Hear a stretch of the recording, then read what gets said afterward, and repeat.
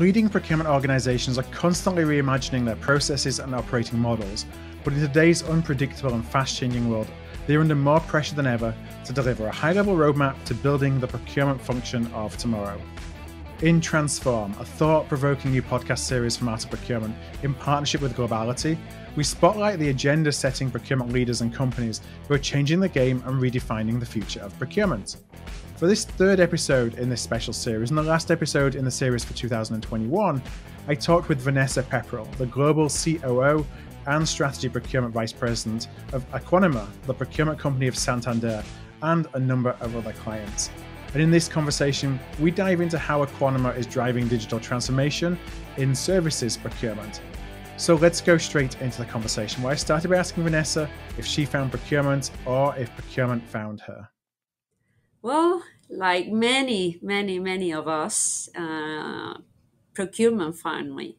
Mm-hmm. I was on a different story, on a completely different area, and they proposed to be part of building up a global procurement area in a global company. Mm-hmm. And I was excited because it was something different I didn't know about, and I had no idea, and procurement trapped me. So procurement found me. Yeah. One of those things, it's funny, we were talking off mic before we started that you're passionate about changing, finding a path for folks to come into procurement because it's their desired career path rather than one that they fell into.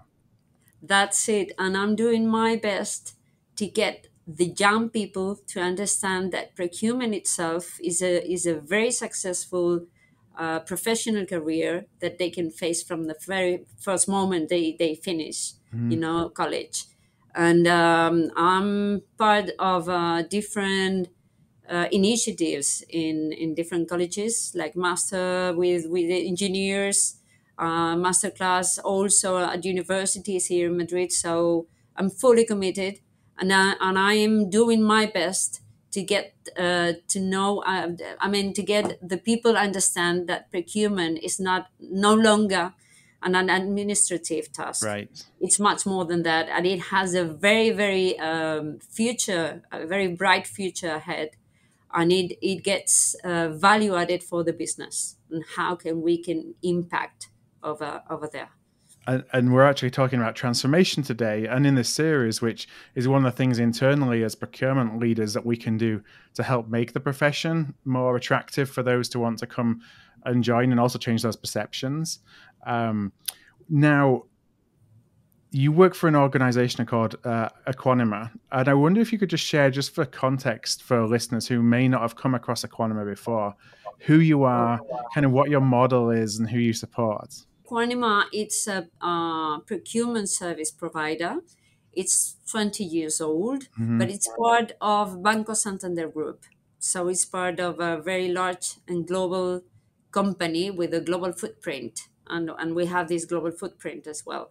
Our main services, and we don't want to call it services, our main value-added solutions, we provide solutions in terms of procurement, are no matter how tactical, how big or small the negotiation is, we have this approach also to give the most to the customer. And that means also to take into account the risk. We take care of the risk in terms of evaluation of the risk of the supply chain. And also we have started with ESG as a holistic view. I mean, everything has to have an ESG approach. We also collaborate and lead on the carbon footprint evaluation, mitigation, and compensation. We also have the approach of these negotiations on ESG. And to have an end, we also have onboarding ESG questionnaires, specific questionnaires for those customers that need so. Interesting. So why is ESG becoming more important to, I think, both you in terms of how you support your clients, but that being driven by your clients as well, like Santander? I mean, I think there is no doubt about it. no discussion about why ESG is so important right Right. now. Facts are there. I'm not going to debate about the climate change or anything, but what it's clear is that ESG is also a risk factor. Mm-hmm. ESG is taken into account to finance companies. ESG also, in terms of the company value, drives a higher or lower share rate value. Yeah. So, starting with a selfish point of view, most of the companies are starting to realize that the more sustainable they become, the easier to go to the market and have a higher value. Mm-hmm. It's there. And it's been proven from a finance point of view that those companies with more sustainable approach and strategy, they become more successful and they last longer. And this is the aim at the end of a company, to last It, longer and give value added to the market. and So it's great to be able to having see said that. that, yeah, Yeah. having said that, and that's the strategy, Yeah. how we become from theoretical strategy to practical in procurement. Uh, yeah, No, let me please go know. ahead, Vanessa. No, the idea that we have is that once that we've understood how important this is, it's our responsibility to transfer this awareness throughout the supply chain. So first of all, we have to have clear in mind which is our roadmap in terms of a company, how far do we want to go, Mm-hmm. and how far we want to engage our suppliers on this journey. We have to have clear our minimum requirements. On Aquanima, it's the execution part of this strategy, because you require this minimum information to the suppliers. Also, when you approach a negotiation, you always demand sustainable responses, Mm-hmm. sustainable products, sustainable and diverse services and diverse companies. So we at the end execute the strategy that a company has, and we have to go along and we have to go in parallel. So that's the way we transform strategy into actions. And also, we give awareness to the suppliers on how Mm-hmm. they can improve in this journey, because some of them are starting because they're small companies. So, apart from the requiring, also we teach them, we get them, we advise them, we go with them Yeah, and the make them supply grow. development Yeah. involved in it as well. Now, does being able to have that capability within your organization, did that mean that you had to take a look at your organization and say, do we need to transform? Do we need to think differently about how we do procurement and perhaps the tools that we use to enable that? Yeah, sure, sure. Without tools, there is nothing that we can do. I mean, we will talk later about digitals, about Mm-hmm. solutions, about software programs, apes. But the thing is that we need to be aware that ESG has come to stay, and this is no longer a tick on the box. This Yeah. is something that we need to embrace, that we need to believe in. So first is the change management inside our own company, inside Aquanima. Second is to teach and upskill the people with this knowledge and this awareness with tools to understand how important ESG to take a decision before awarding, Mm-hmm. and how these minimum requirements that we have from the strategy of the customer, we need to transfer it to the supply chain. So first of all, we need to believe on the project, and we all do. I mean, we fully embrace this change.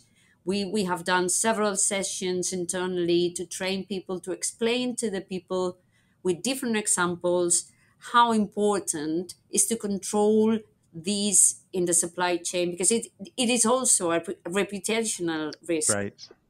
So first of all this, and then of course we need tools. We can not do it manually any longer. It's not, I mean, it's not even in my mind. Right. So yes, you need a tool to go with it. So So, we have many examples. So I want to talk a little bit about the change and the change management. Do you find, because I think ESG is one of those areas where perhaps procurement has tried in the past and not succeeded to make a difference because there wasn't necessarily will in the business. And it's interesting you talk about, that now financial markets, share prices are being related to a company and how they manage ESG. So it's almost like, so you can see the ROI and that gets that attention as well to do something differently. So are you seeing that stakeholders within your businesses are actually demanding that we are coming to the table with solutions that include, an ESG component now, whereas before it was a little bit like pushing a rock up a hill?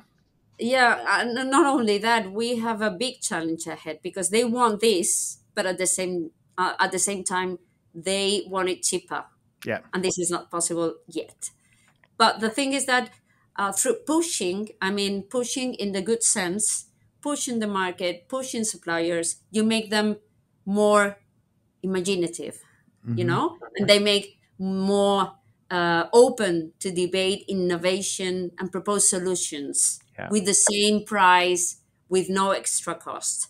And I think, this is one of the main challenges in procurement, because when you think about green or diverse or ESG in general, you also face that it's much more expensive, like organic food, for example, right? So one of the main challenges is not only the change management itself, and believe that we are the first ones to do something and be coherent.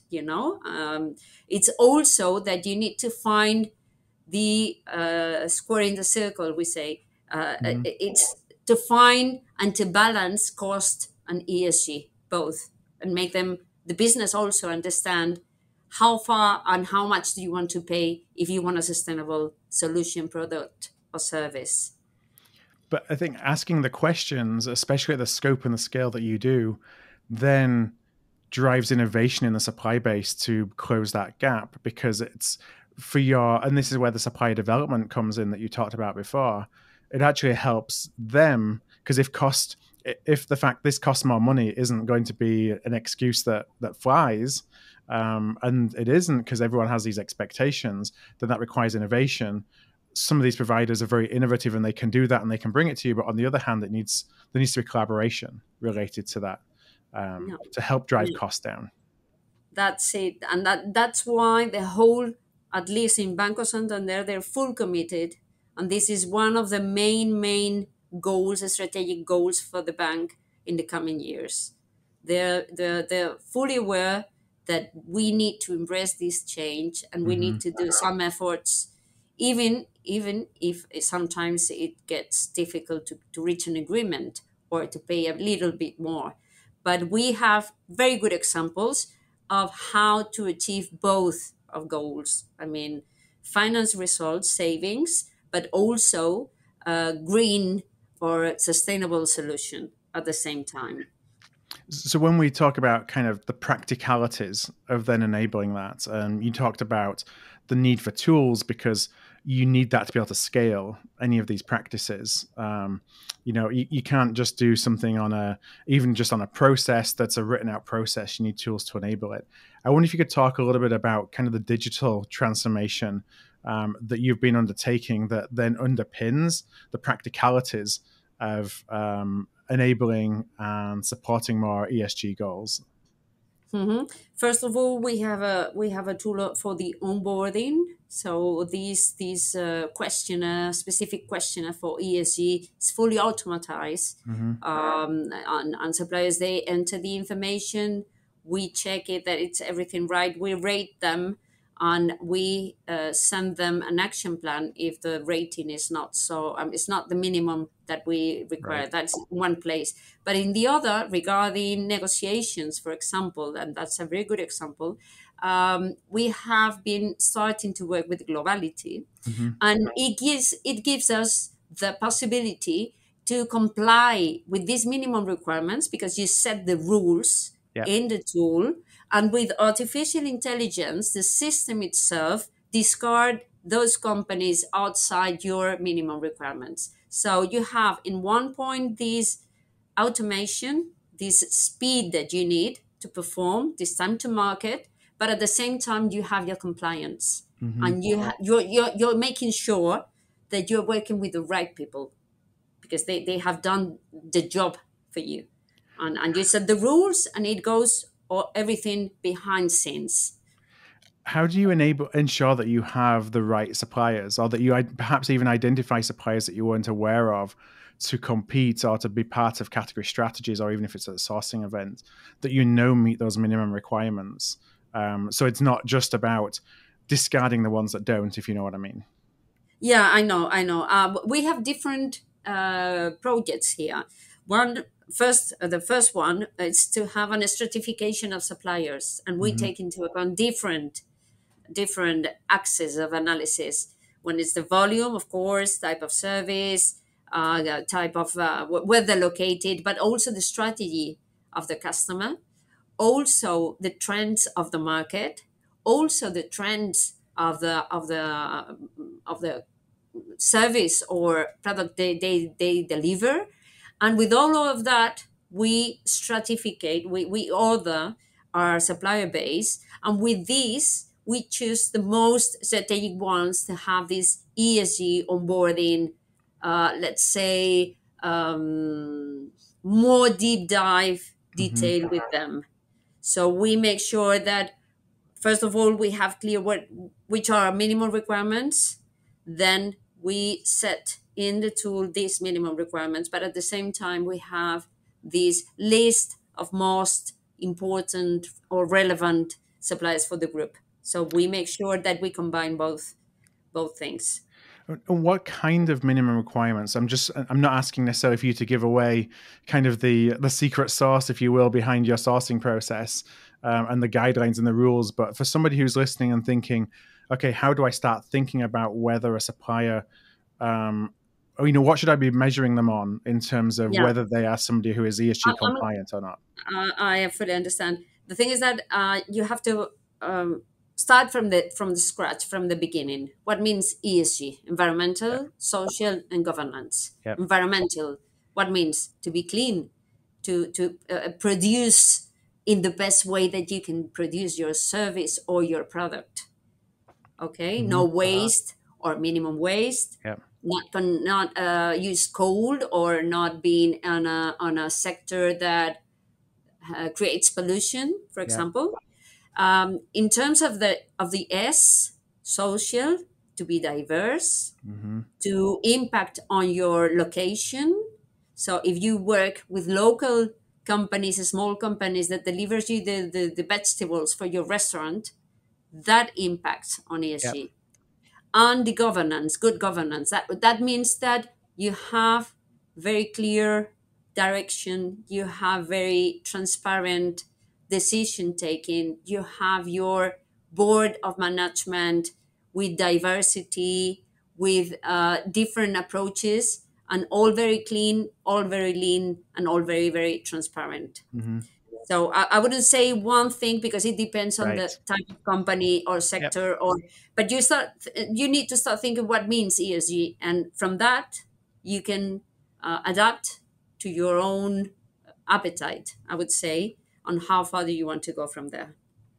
And so as you're looking at making a supplier selection, and you talked about using the parameters that you can build into Globality, for example, to help you go through that process, will then only surface up those providers that have met those minimum requirements. Are you then able to see kind of how they go beyond those minimums, and then that form part of your decision-making process when you make a final award? Yes, because we have two things here. The first thing is like the entry barrier. Those are the minimum requirements. If you have an ISO certificate, if you have the United Nations adherence in your policies, if you have responsibility papers, anything that you may define as minimum requirements, that's the entry barrier. After that, if you want to have an impact on ESG, and it has to be part of the evaluation process. So if you compare, technically speaking, two different offers, and they offer exactly the same product in terms of technically speaking definition, but one of them has answer a specific question regarding the source of the raw material, for example, and one is better than the other. even if the price is the same one, I would always put some percentage of my awarding to the cleaner one, to Yeah. the more sustainable one. So there are two things here: minimum requirements that you set in the tool, but also, if you want to take this into account, include on the decision taking factor. Yeah. It's like the There's minimum. this quality, timing, technically specifications, whatever. Yeah, that, as I said, those minimum requirements is like the price of entry, if you Yeah. will. That doesn't mean that you're going to be assessed beyond that. But if you don't have those minimum requirements, then you're not even going to get the chance and have the Yeah, opportunity. and that's why it depends on the market. It Yeah. gets difficult to get this supplier base ready. So you need to be prepared on how far do you want to go, Hmm. where do you want to start, and the timing that you are going to give your supplier base to Right. get there. Um, Okay. as you have started doing this and really, you're now enabling smarter decision making around all these different kind of risk and value levers, including ESG. What kind of feedback have you had from your business stakeholders? Oh, they're really excited because they know that we're complying with the company is expecting from them. Hmm. So we go hand in hand. There are sometimes, of course, of discussions, but good discussions. I mean, we put on top of the table, they decide, we give them more value added, if I may. We give them more value added, more innovation, because we bring from the market the best solutions that Hmm. also complies what they are requested. So, And actually, we talked before about the role that Aquanima has as a procurement company as well, servicing more than just Santander. Is that a differentiator for you as well when you're talking to other procurement organizations that you're looking to drive solutions for, that you already have now this, it's you've already gone down the road of truly understanding ESG and making ESG part of your decision making process, that you're further along in that transformation than a lot of other folks that you see in the market are. hmm, hmm. Well, I don't see really any difference. I mean, with Banco Santander, we have a very very close relationship. We are closer. I mean, we are almost. I mean, imagine they don't have a procurement Right. area in the Yep. bank. We are the You are procurement area. procurement. Right. We are procurement for them. So we don't see any difference with other customers. It depends on how deep the relationship is, and if they trust and they let us to Hmm. advise and go with them and build a path together with them. But I don't see really any big difference, Right. because our aim is to give this value added, this Hmm. solution. I want to finish just with a couple of questions, really going back to the digital transformation element of how you're enabling this. Um, how did you go about within your team within Aquanima in actually kind of shifting folks from that, maybe the analog way of doing things, to the digital way of doing things? Were there any lessons learned or tips or anything Of along the way course. that you've had during that journey? Of course. First thing is to explain very, very well which is going to be the path. I mean, Hmm. explain to them that it's not going to be automatize their work because they're afraid of Yeah. changes. And change management is very painful sometimes if you don't understand the final goal. So, first of all, explain what your goal is. Second, train people, upskill people, reskill those Yeah. of them, because some of them are going to change their administrative task by learning how to upload an electronic catalog, for example. And this is a very good example. You are not going to reduce people, you're going to change the Hmm. roles. You're going to reskill them, because the aim is to put procurement on a different level inside the company, and to demonstrate that we can have this impact not only on the cost side but also on the income, Right. because we're going to build solutions with the business, and we are going to deliver innovation from the market, and we are going to deliver racing stars, new companies appearing in the market, and new solutions. And new products that the company may need. What you said then about training and reskilling is a demonstration of not to fear that the technology is going to That's it. Replace you. Yes, replace you, because you're now demonstrating that while that technology is in place, which is going to make things faster, it's going to give you additional insights, it's going to help you scale practices, but then you're proactively reskilling so that folks can see that. And not only that, they realize that they have much more time to think, to reflect, and to make things in a different way, with more value added, with more understanding, with a deeper understanding of what they're doing. And you talked about growth, which is where I think as a profession, we're looking like, how can we impact growth? And we've struggled with that for a long time, because we've always looked at growth as being, well, we're going to save some money and that money can be put into research budgets, or our stakeholders can spend a little bit more money. But it always comes back to that familiarity of savings, as opposed to how can we actually go beyond that mindset and think there's other ways that we can help drive growth in our organizations. That's not just giving a little bit more money back into people's budgets. Okay. First of all, we need to be engaged from the very first moment of a project. That's first thing. And I have it very, very clear in my mind. If we understand how the business is built, what the product is going to be, the more the voice that we are going to have on this project team, it's going to be equal to the rest of the team. Right. First of all, and then savings are taken for granted. Of course, we are here to deliver savings. We are not going to forget that, because this is basic. But for example, we are facing now a couple of years ahead with inflation in Europe.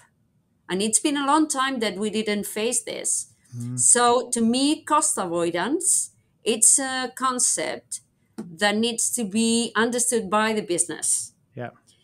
Procurement is not going to only deliver savings for you to invest on, more sophisticated product or machines, bigger or marketing budget or something. But we are going to make you more efficient, because those raise on wages from third parties, we are going to avoid them, because we negotiated, and we're going to avoid inflation on your side.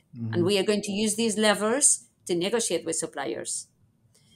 So we have both sides. We are not going to forget about savings. This is a very long discussion between finance and procurement, because we speak different languages sometimes. My understanding is to speak to them. Yeah. Explain to them, and demonstrate with results. And don't be afraid of being part of a definition of a product. Don't be afraid to speak up and raise your voice if you don't agree. And that's my advice. That proactiveness. So important. Well, Vanessa, I know we're about coming to time. So I want to thank you so much for joining us on this podcast series. And the last question that I have is hopefully the easy one. I often say it is the easy one. And that is, if anybody who's listened to the conversation would like to know a little bit more about Aquanima, or would like to connect with you, where's the best places for them to go and do that? Well, through my email, Vanessa Pepperell at Aquanima.com, through LinkedIn, and also through our website, Aquanima.com. Okay. So we are at your disposal. Anything that you may require, we are here to help you out. Well, thank you again so much, Vanessa. It's been a pleasure speaking to you today. Thank you so much. Thanks for listening in to today's podcast, which is part of Transform, a thought-provoking new podcast series from Art of Procurement in partnership with Globality, where we are spotlighting the agenda-setting procurement leaders and companies who are changing the game and redefining the future of procurement. Now, as new episodes are published, you can find them all at artofprocurement.com/transform series. That's all one word, and that is, again, artofprocurement.com/transform series.